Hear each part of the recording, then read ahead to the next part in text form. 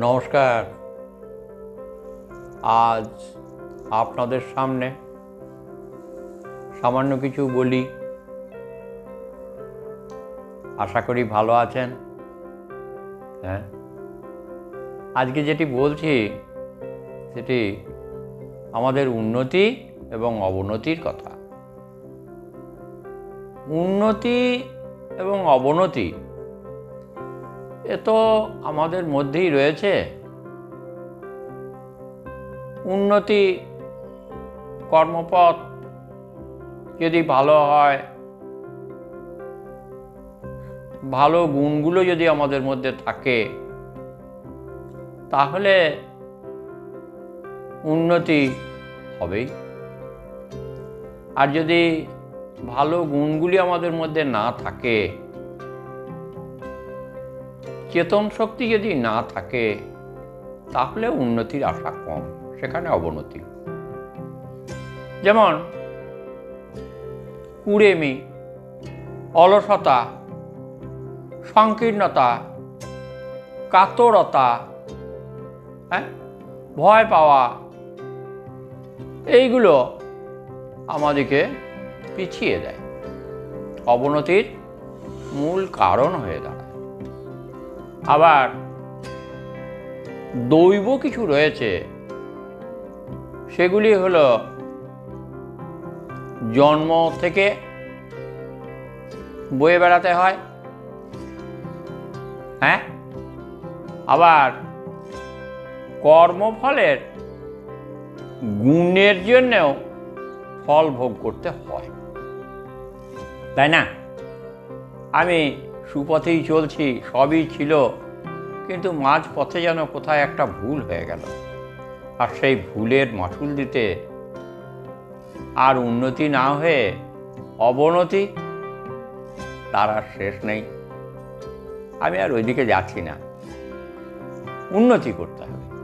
তাহলে উন্নতি করতে হলে নিজেকে সবসময় সচেতন থাকতে হবে। আমি কি করছি, আমি কি করব, আমার কি কাজ,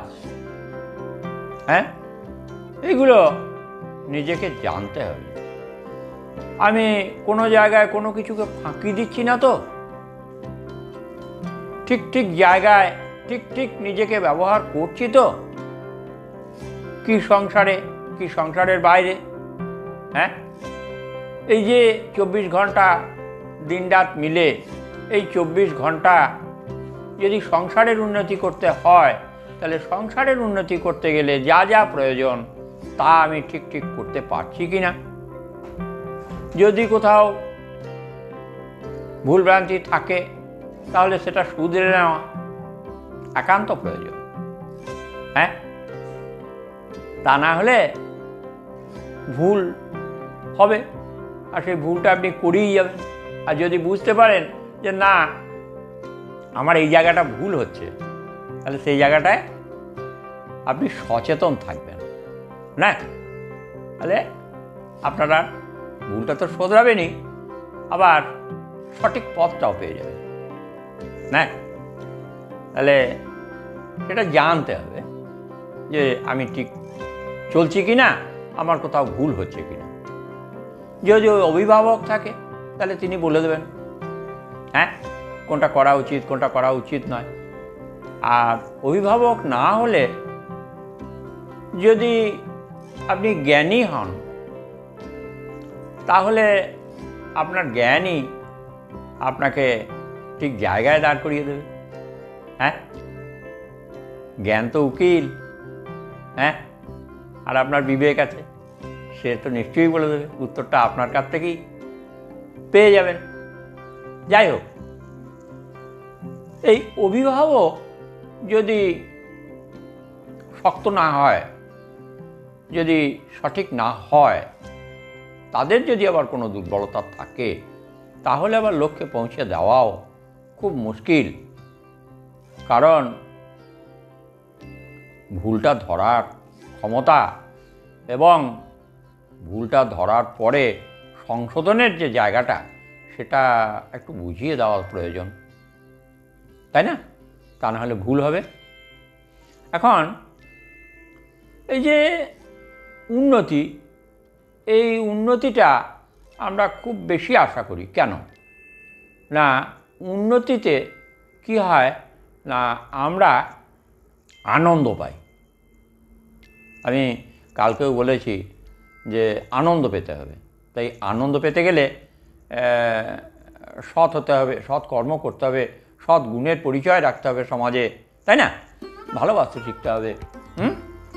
তারপর কর্ম যে যাই করুন, সেই কর্মে লাগাতার লেগে থাকতে হবে।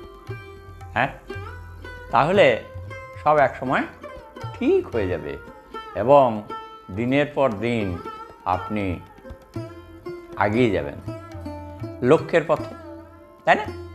হ্যাঁ, তাহলে লক্ষ্যের পথে, আপনার যে জীবনের লক্ষ্য, সেই পর্যন্ত যেতে হলে একটু বুঝে সুঝে আগাতে হবে। যদি কোনো জায়গায় কোনো অসুবিধা হয়, তাহলে অভিভাবক তার কাছে জেনে নিতে হবে। হ্যাঁ, যদি কেউ রাস্তা না জানে, হ্যাঁ, তাহলে তাকে জিজ্ঞেস করতে হবে যে আচ্ছা আমি ঠিক যাচ্ছি তো, আমি অমুক গাঁয়ে যাব, তো রাস্তাটা ঠিক তো? তো সেই লোকটা যদি জানা থাকে তাহলে সে বলে দেবে হ্যাঁ হ্যাঁ আপনি ঠিকই যাচ্ছেন, আপনি আরও এগিয়ে যান, এই সামনেই গ্রামটা। হ্যাঁ, আর যদি আপনার ভুল হয়ে থাকে তাহলে বলবে না গো, এই রাস্তাটা নয়, আপনি ওই রাস্তাটা ফেলে এলেন, ওই রাস্তাটা থেকে ওই দিকে সোজা চলে যান। তাহলে আপনার জানা হয়ে গেল, আপনি ঠিক জায়গায় পৌঁছাতে পারলেন। আর তা না হলে খুব মুশকিল। এখন এই যে লক্ষ্যে পৌঁছানো, এবং তাতে কি হবে না, আপনি যেটা ভেবেছিলেন সেটাতে যখন আপনি সাফল্য পাবেন, তখন আনন্দের আর সীমা থাকবে না। আমরা তো এ সংসারে আনন্দটাই পেতে চাই। হ্যাঁ, আর যদি আনন্দ না পাই, তাহলে আমাদের কোনো কাজ করতেও ভালো লাগে না, আর করেও ভালো লাগে না, তৃপ্তি পাই না, আনন্দ পাই না। সে কারণে ক্রমশ এগিয়ে চলুন। এই আগাতে গেলে যদি ভালো অভিভাবক পান, তাহলে তো খুবই ভালো, আপনাকে তিনি এগিয়ে দেবেন, বা এগিয়ে দেবেন বলতে পথটা আপনাকে বলে দেবে, সঠিক পথটা, আর সেই পথটা ধরে আপনি এগিয়ে যাবেন, ঠিক লক্ষ্যে পৌঁছে যাবেন, সন্দেহ নাই। এখন দেখুন, অভিভাবক ভুল হলে কি হয়, যদি অভিভাবকের কোনো দুর্বলতা থাকে, তাহলে কি হয়? তাহলে কি হয়, একটা গল্প বলি শুনুন। একটা ছেলে, সে তার মাসির বাড়িতে খুব ছোট থেকে বড় হলো। তো বড় হয়ে সে একটু কুকাজ, অর্থাৎ খারাপ কাজ, ডাকাতি করতে শুরু করল। করতে করতে পুলিশের হাতে ধরা পড়ল। ধরা পড়ার পর তাকে হাজতে নিয়ে গিয়ে রেখেছে। তারপর সে হাজতেই আছে। পরদিন সকালবেলা তার মাসি খবর টবর পেয়ে গেল থানায় বোনপোর সঙ্গে দেখা করতে। কে বলছে, হায় বাবা কি করলি রে, এ খুব হাউমাউ করে কাঁদছে সেই হাজতের দরজার গোড়াতে, আর ও সেই রেলিংটার ভেতরে আছে। তো একটু এগিয়ে এসে সেই বোনপটি তার ডাকাতটি বলছে যে মাসি, আজকে আর কেন্দ্রে কি হবে, এই হাজতে তো তুমিই ঢুকিয়েছ। বলে হ্যাঁ, কি বলছি রে, এমন কথা? তো বলছে যে মাসি, যেদিন আমি বেগুন চুরি করে আনতাম পাশের মাঠ থেকে, তারপর পুকুর থেকে মাছ চুরি করে আনতাম, এনে তোমাকে দিতাম, তুমি বেশ ভেজে টেজে আমাকেও খাওয়াতে, নিজেও খেতে, তখন তো কই বারণ করো নাই। হ্যাঁ, আজকে সেটাই বড় হয়ে আজকে আমি এইখানে, তাহলে তুমিই ঢুকিয়েছ।